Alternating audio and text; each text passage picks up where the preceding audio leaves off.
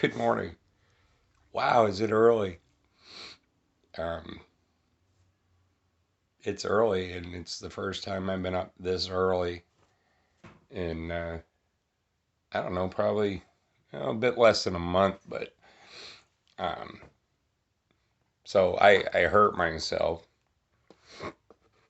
Um, I have a hernia, and it's I think a lot of folks go around their life having a hernia, and they just deal with it. But this one is particularly, it has the potential to be kind of serious because it could be, they call it strangulated. It's what they call an unguinal hernia. Um, turn your head and cough kind of thing, um, in my groin. And I'm not going to say it's painful, but it can be very uncomfortable at times when it protrudes, when it pops. There's like a shooting pain. There's a shooting pain from where it's herniated through my testicle up through my belly button. It's a shooting pain. It feels like white hot electricity. So what does that have to do with anything about being up at 3 o'clock in the morning? No, I'm not in pain. I'm actually in a pretty good mood, and I slept like a baby. It was great, but I was supposed to have an appointment on Wednesday to do the what they call a pre-op visit, to get set up for the operation, the procedure. It's not really an operation. It's a very mainstream outpatient kind of thing to repair and to, anyway. But ever since, even when I was young, I had high blood pressure. Um, there's been periods where I've smoked, and yeah, that's going to affect my blood pressure. But even during times when when I didn't smoke, I had quit smoking. My blood pressure has always been on some level elevated, and that the surgeon won't touch me until my blood pressure is not just under control, but he wants to see it, like in the perfect range, which is, let's say 110 over 80. And usually the operative number is the lower number, because that's your resting heartbeat. Um, you know, anyway, what does this have to do with being up at 3 o'clock in the morning? Well, those are I'm not a big fan of prescription medications, but I also believe that there are certain times where, you know, uh, you break your arm, man.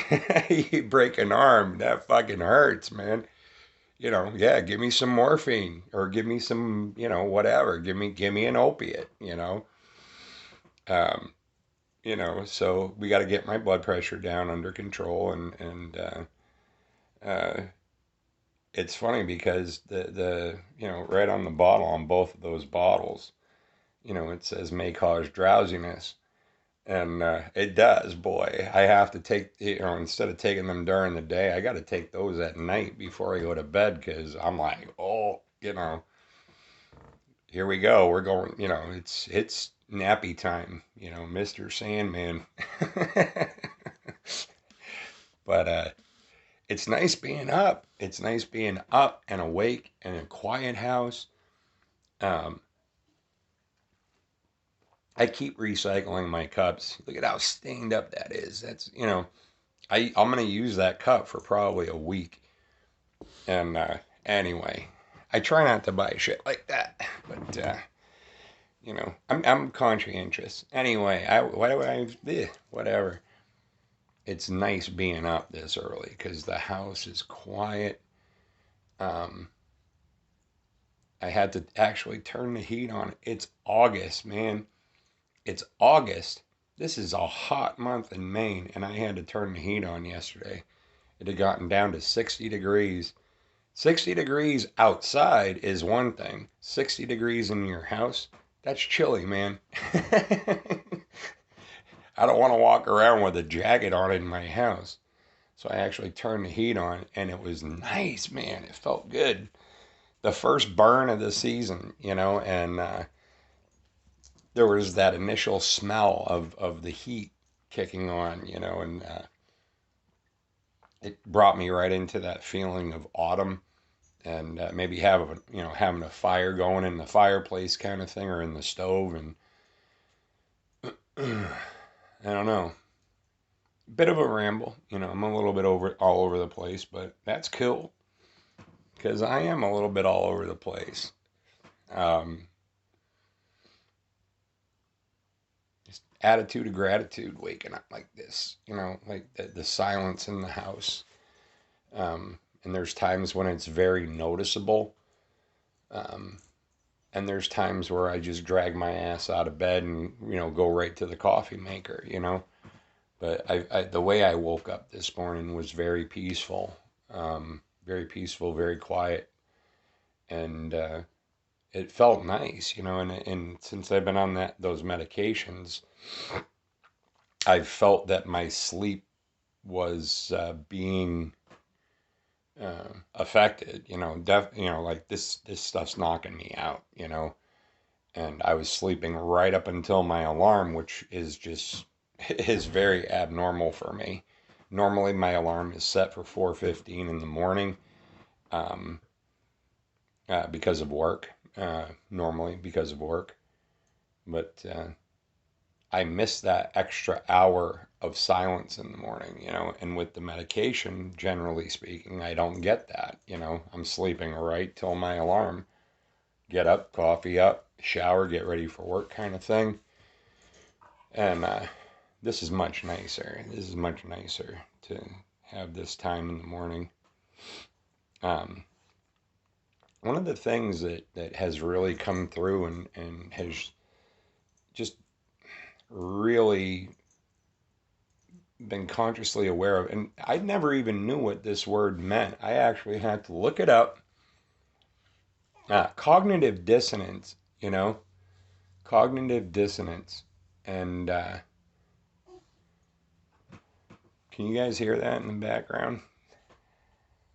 That's my dog over there. That's Jake over there, and he's just having a glorious little moment of a wake up on the couch, and he's like, rubbing his back all over the couch, and the dude's 13 years old, man.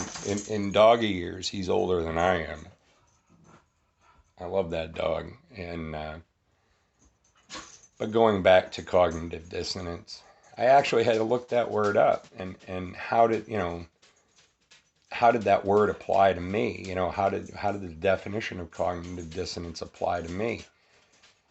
And if I'm understanding it correctly, you're being presented. So cognitive dissonance is the reaction. Let's say you've held a long time truth, in the way. Hey, I'm talking here, man. He's great. He's great. He's like an outside projection of my inside energy. He picks up on it so easy. It's amazing. It's an amazing experience having a dog that you really have a connection with. Cognitive dissonance, but they are very distracting. So,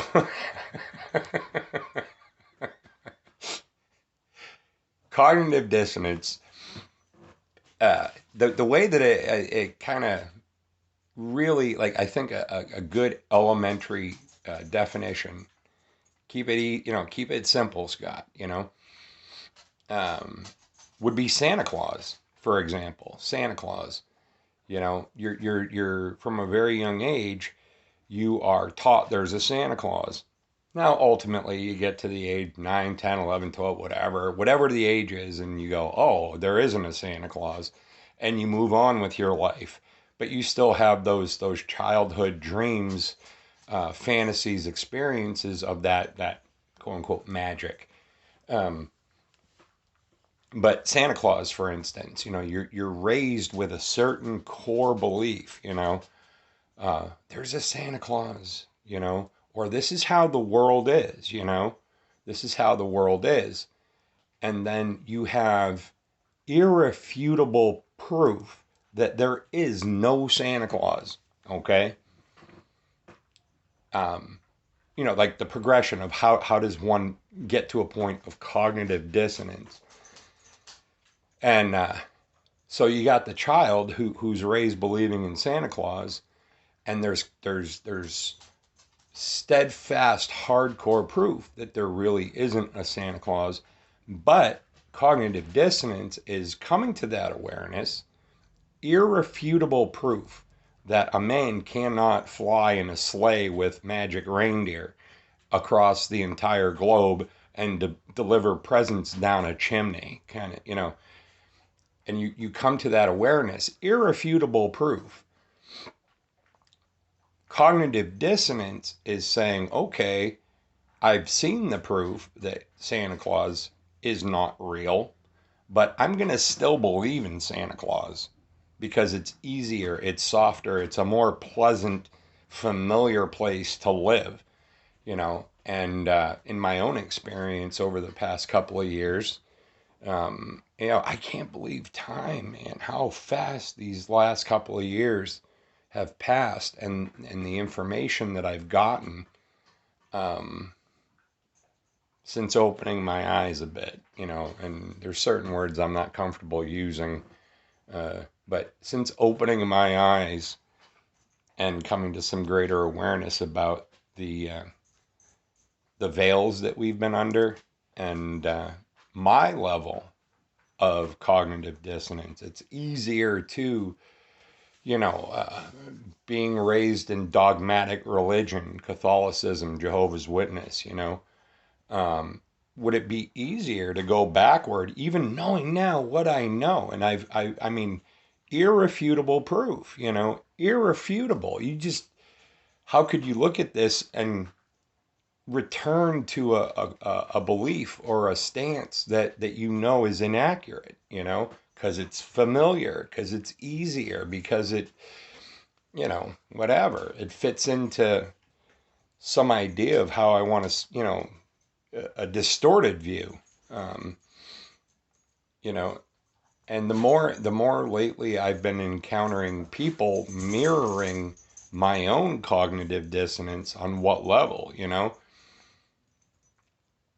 believing, for instance, that the government has their best interest at heart, um, that the government or the churches, the government has their best interest at heart with all the nonsense going on in the world, or the church has their best interest at heart as it pertains to their eternal soul, um, and being controlled by shame, fear, and guilt, you know,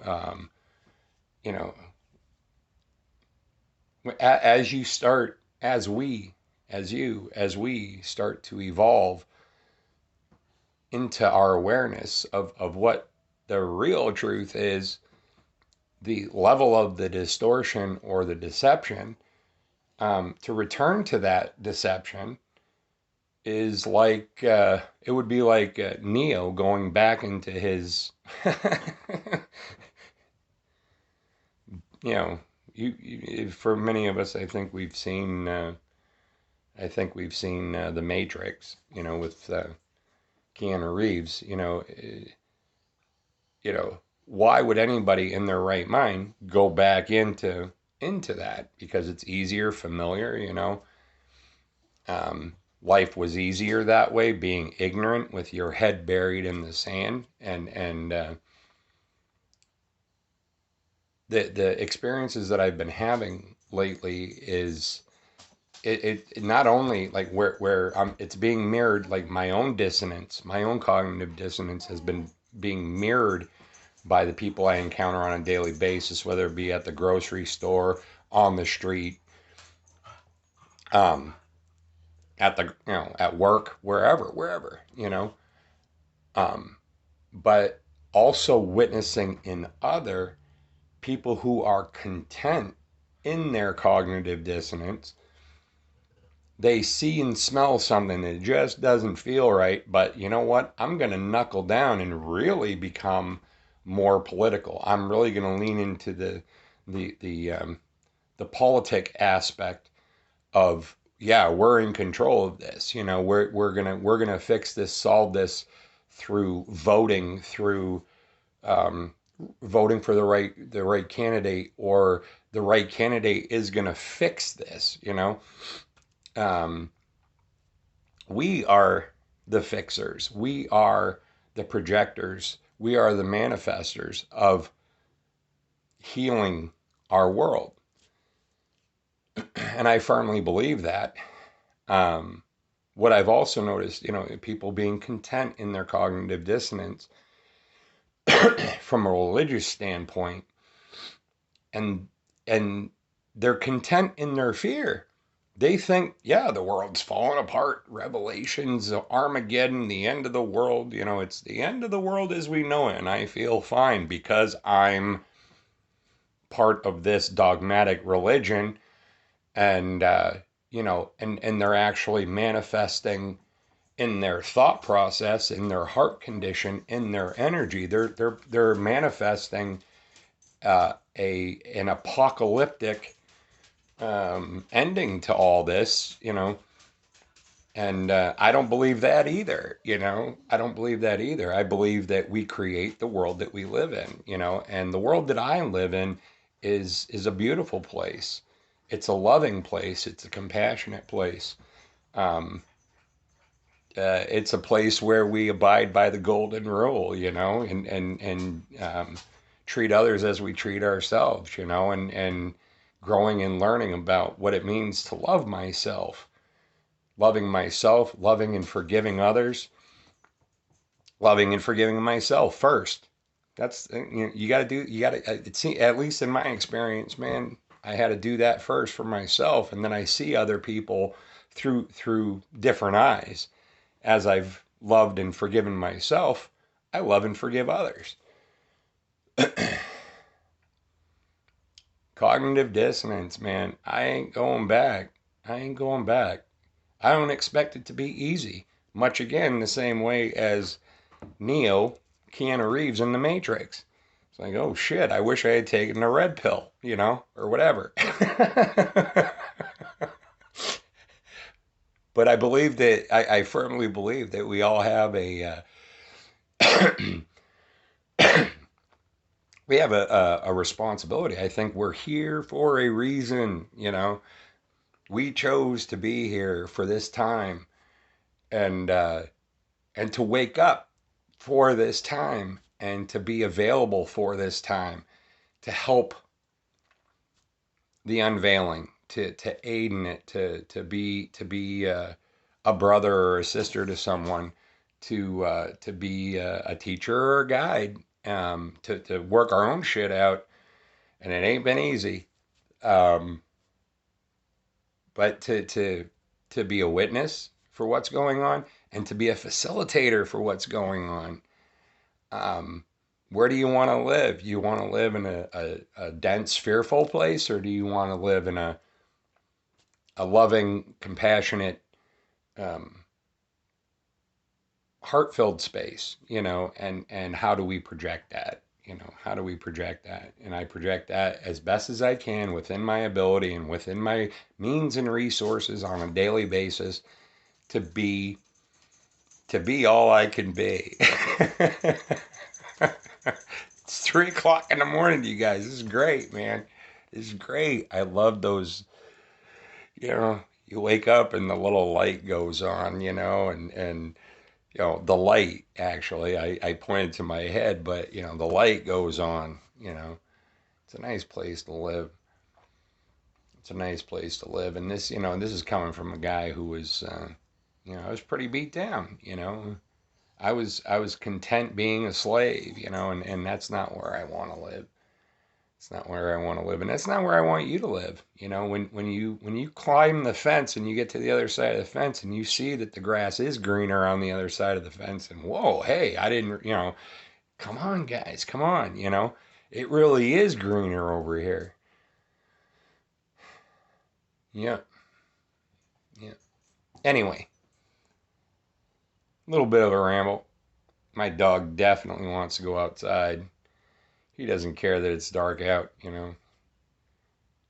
He definitely feels and senses my energy, and that's nice. I was just recently I saw a meme um, and it was a description of how we radiate our energy. Um, how we radiate our energy, and someone who is in a positive, uplifting, their energy field is actually documented scientifically that they're projecting an energy that's very expansive and inclusive, shall we say? It's a large area of energy surrounding someone who's projecting loving compassion, and then someone who is in a fearful or shameful or dense. It's very contracted and oppressive, and living in such close proximity to my dog, he projects a lot of positivity. I get to be the benefactor of that, and it's reciprocal. It's like a dance. It's pretty cool. So if you don't have a dog, you might want to consider one. Um, or maybe you have children, and their children are pretty cool too, if you're inclined. Anyway, I'm rambling, but it's 3 o'clock in the morning. My coffee's kicking in. Um, we'll see how the med things go and whatever. I have a rescheduled appointment for September 9th. I go back again. He's like, okay, is your blood pressure going to be better? Can we schedule this? Because I really would like to get this taken care of. It's a little uncomfortable. Uncomfortable, not painful. Um, so that's that. I wish you guys a peace that surpasses all understanding. Um, Cognitive dissonance, man, is it easier to crawl back into the hole, or is, hey, time to wake up? It's all personal choice and deciding where we want to live, the kind of world that we want to live in, the kind of world that I want to leave when I shuffle off this mortal coil. I'd like to go home, I think now. I think I'd like to go home. I'm not sure I'd care to return again unless it's a place that we've created collectively from a heart space of loving compassion. Um, but with that, peace that surpasses all understanding, and have a glorious day. Have a glorious day. And if you're just rising, you're rising, grand rising. Good day. I'm out.